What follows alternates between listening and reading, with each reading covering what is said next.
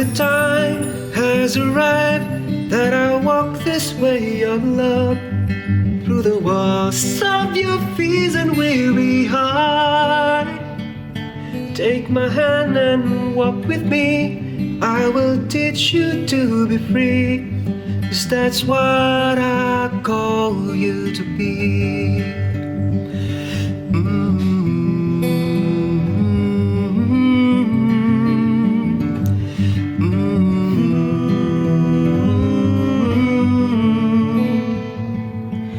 I have loved you and more, hoping you would hear my call, trusting me each day like never before. Oh, the pain that I feel when you forget what's true and real, that you're mine and I am yours.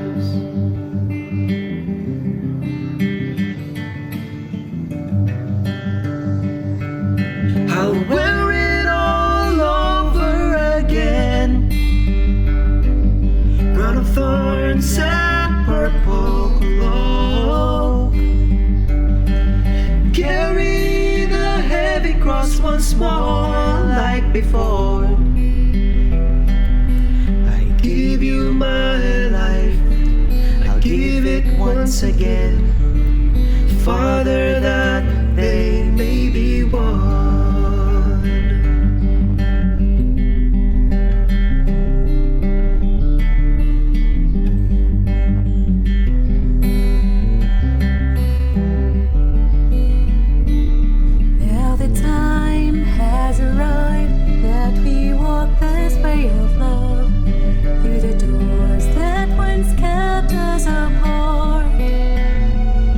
Take their hand and walk with them. Teach them first how to be free, 'cause that's what they're called to be.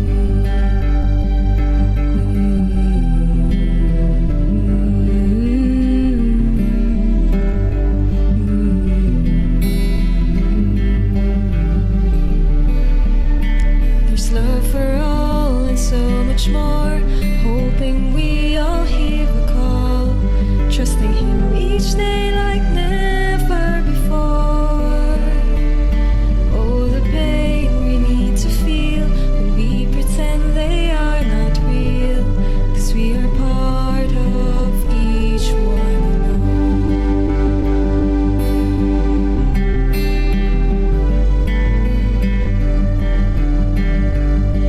I'll wear it all over again, crown of thorns and purple cloak. Carry the heavy cross once more like before. I gave you my life, I'll give it once again, Father, that they may be one. I'll wear it all over again, crown of thorns and purple cloak. Carry the heavy cross once more like before. I give you my life, I'll give it once again, Father, that they may be one. I gave you my life, That I'll give it once again, Father, that they may be one. Father, that they may be one.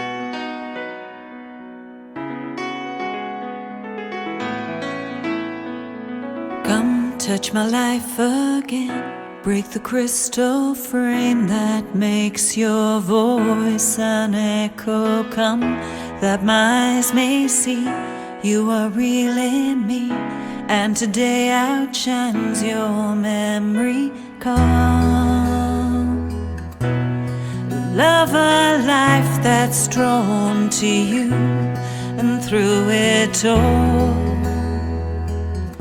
time after time can hear you say, stay with me, stay here with me. Let my everlasting grace drench your life, heal your wounds, love your mind, touch your soul, renew your strength, embrace your heart, give you words to pray again.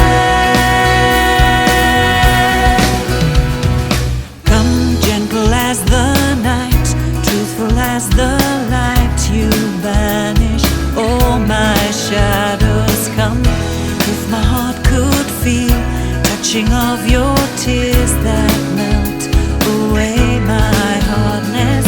Come, love a life that's drawn to you, and through it all, time after time can hear you say, stay with me, stay here with me. Let my everlasting grace drench your life, heal your wounds, love your mind, touch your soul, renew your strength, embrace your heart, give you words to pray again. Drench your life, heal your wounds, love your mind, touch your soul, renew your strength, embrace your heart, give you words to pray again.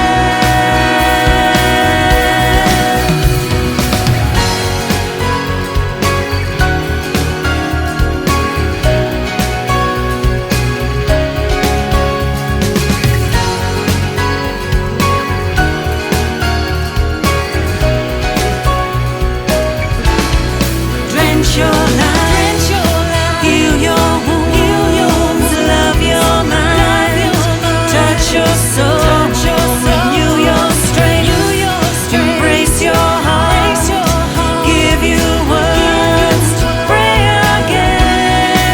Drench your life, heal your wounds, love your mind, touch your soul, renew your strength, embrace your heart, give you words to pray again. Drench your life, heal your wounds, love your mind, touch your soul, renew your strength, embrace your heart, give you words to pray again.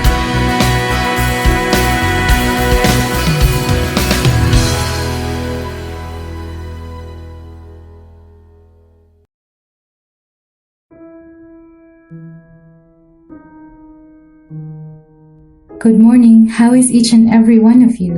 I'm hoping you are well and keeping safe. This is Charisma from the community of Cebu.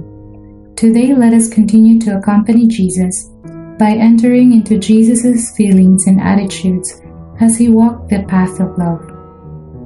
Today is the Tuesday of Holy Week, a Holy Tuesday different from the other Holy Tuesdays we have had.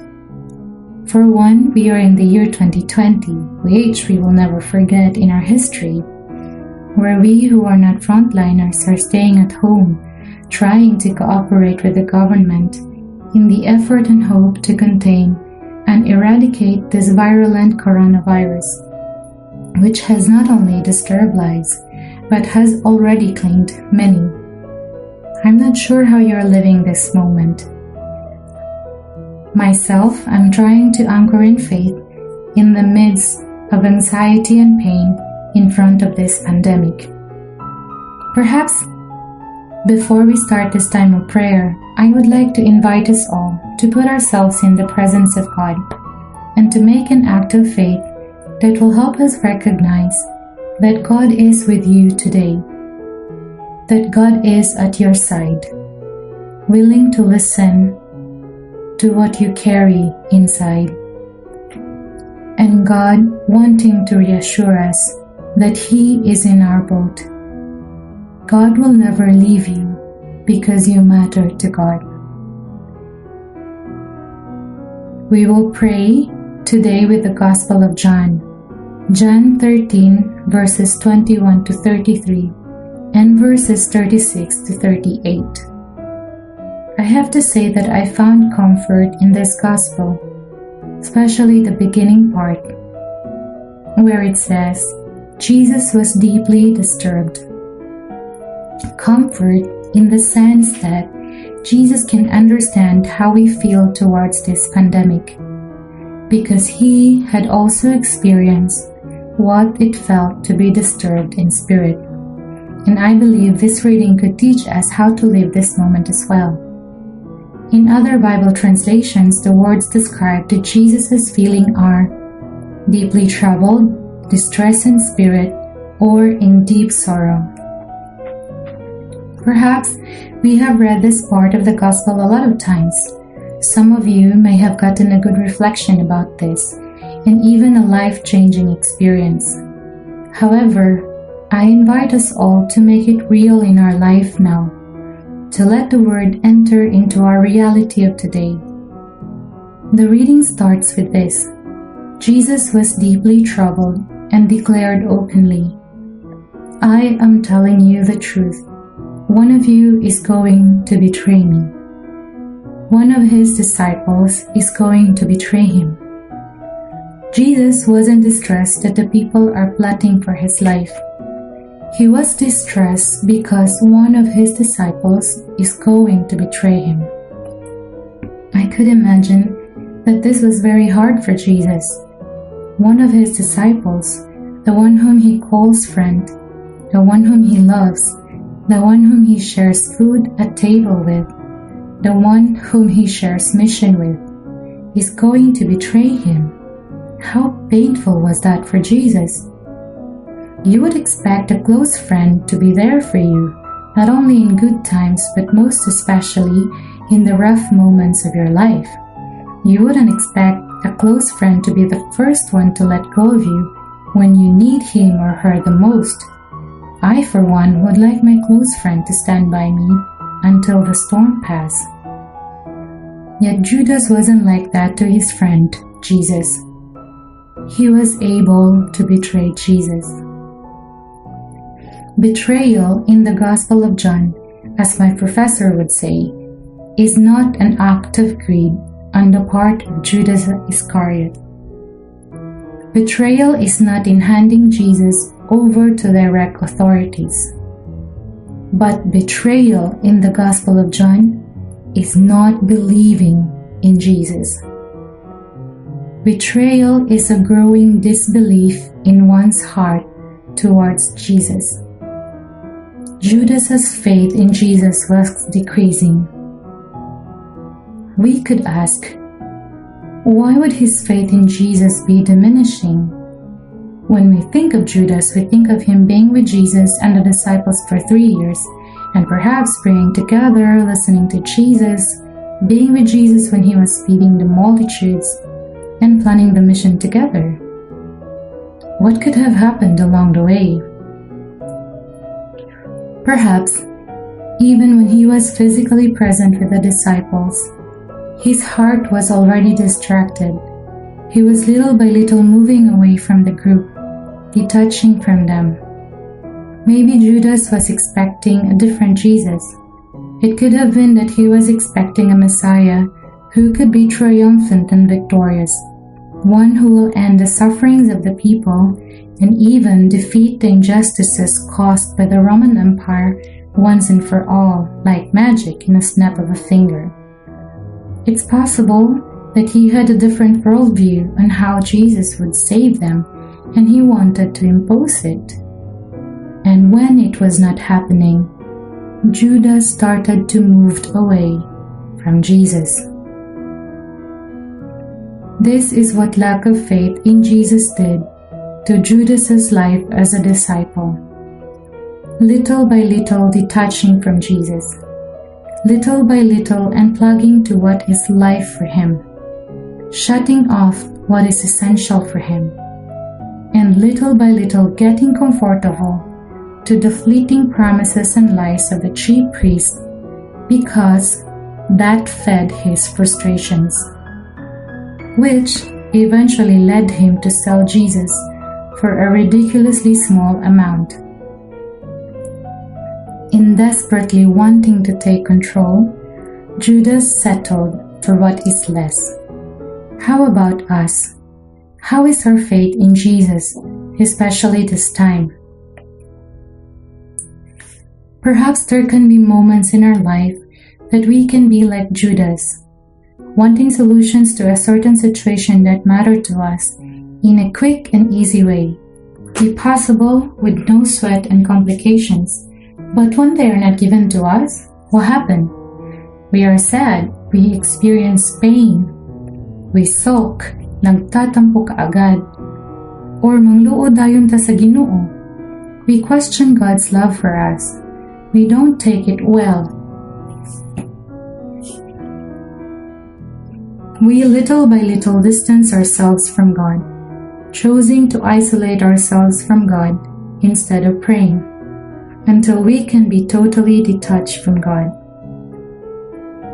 Perhaps Judas felt desperate and hopeless seeing the situation, knowing that the Jesus he imagined is not taking place. He chose to let hopelessness and desperation take him, and that eventually lessened his faith in Jesus. When one is hopeless and desperate, one couldn't see well. That person's thoughts are clouded with fear, worries, frustrations, and this can be an expression of night.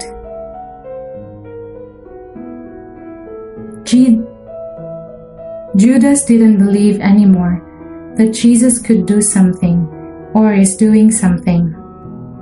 That made him exchange Jesus for how many pieces of silver coins. He left the group, and it was night.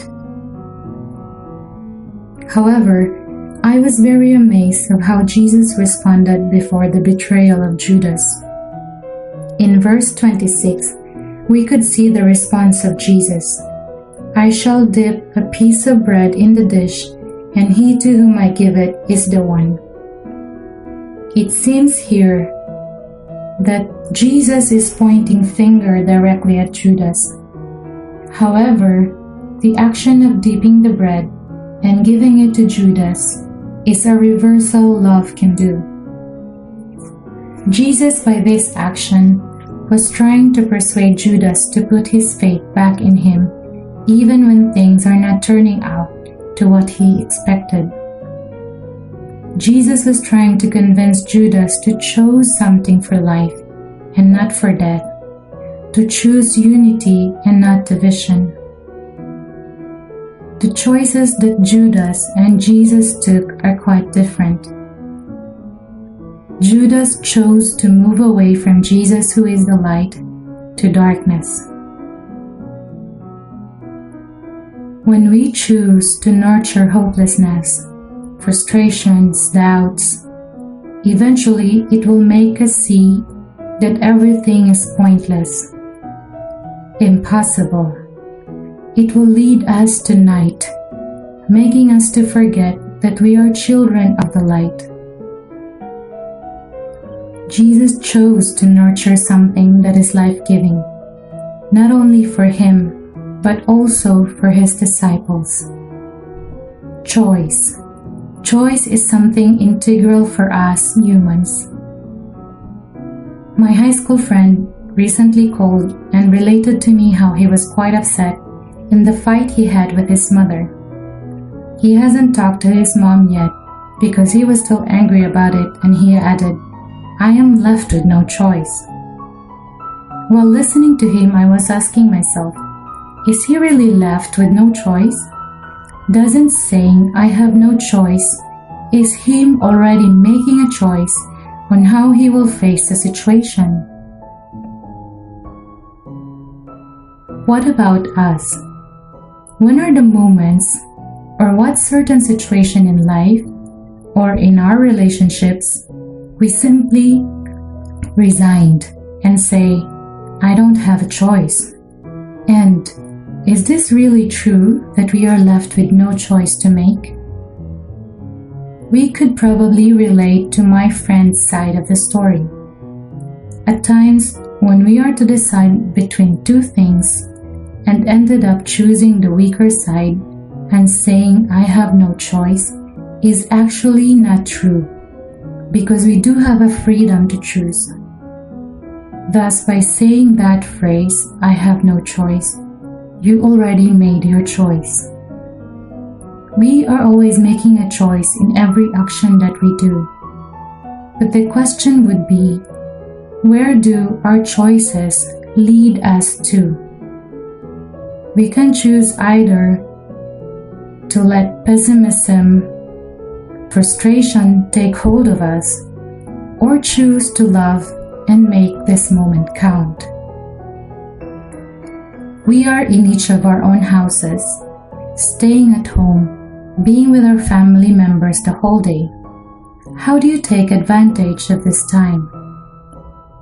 Perhaps to some in the beginning it was okay staying at home, but as time passes by, there arise challenges in relationship, which some of us would prefer to avoid and would like to go back to school or work. What kind of choices do we take? Is it choosing to stay in the light or choosing to stay in what is night? Is it one that builds relationship, that encourages the other, that gathers the family into one? Or are we choosing indifference, bringing the person down because of our sarcasm or because of our silence? Is it one that fuels life in us and the other, or one that fuels death? Make choices that count. Go beyond our personal needs and whining. Reach out in love as Jesus did to Judas. Do not walk away from the light who is Jesus. In facing to what is seemingly a failure, in his disciples' misunderstanding, betrayal, and denial, Jesus chose to gather the dispersed disciples as one. Jesus chose to unify them, to strengthen them. He calls them "my children." A very endearing words. More than looking at himself at how much pained he was by the betrayal, he goes out of himself and saw the needs of the disciples as children, like children who are fragile and weak, probably frightened, perhaps weakening as how things are turning out, as the following of Jesus is indeed radical. Jesus attended to their needs, comforted them, and gathered them as one, giving them strength to pass through this path of his passion, death, and resurrection. In front of this pandemic we are facing, we cannot but feel scattered and dispersed in our thoughts and emotions. Perhaps as we are trying to anchor in faith, there also exists fear in us. Will there be a cure? When will this end? We cannot but worry about work, our daily sustenance, our future, and even for the health and safety of our loved ones. Some of us probably are in pain because there are people we know that have acquired this virus, and worse, their lives have been taken away. Maybe the feelings of uncertainty because things are out of our control and it weakens us. As this can cause night in us, let us also hear once again the words of Jesus, desiring to gather us, gathering our scattered faith life into one. My children, don't allow the work of the enemy to prosper. Don't give in to these nights. Look at me on the cross. Death don't have the final word. The choice to love does. Love can make us choose what is essential and making it count. Like that Italian old priest who gave his ventilator to a younger person infected by the coronavirus. In the midst of the many people dying, experiencing hopelessness, experiencing night in their life, there are also so many people choosing to give life, choosing to go beyond personal needs, choosing solidarity instead of isolation, choosing to reach out instead of coldness or indifference, choosing oneness. We can choose to live things differently even though we are in our own houses. We can choose to be one in the sufferings and hopes of our brothers and sisters in the different parts of the world. We can choose to love beyond. We can choose what is essential and life-giving. As the saying goes, we are in this together. Together we heal. Together we conquer this pandemic. Together we conquer death. Life for each one of us consists, yes, in staying at home and keeping well, but life with a capital letter, life to us as disciples, life to us as people who have faith in God, is also staying in God. Life to us is in listening to the voice of God and being with Him, as what Deuteronomy 30 verses 19 to 20 reminds us. Hold fast to God. Do not let go of God even when things get messy and uncertain. I call heaven and earth to witness the choice you will make today. I set before you life and death, blessing and curse. Choose life then. May our Mother Mary help us to choose life. May she teach us how to anchor in God, that we may choose what brings life for us and for many. Together with our Mother, let us come closer to the heart of Jesus, the heart that beats love for us, the heart that beats for you, the heart that beats for oneness. Lord, touch my life again today with your word and with your ways.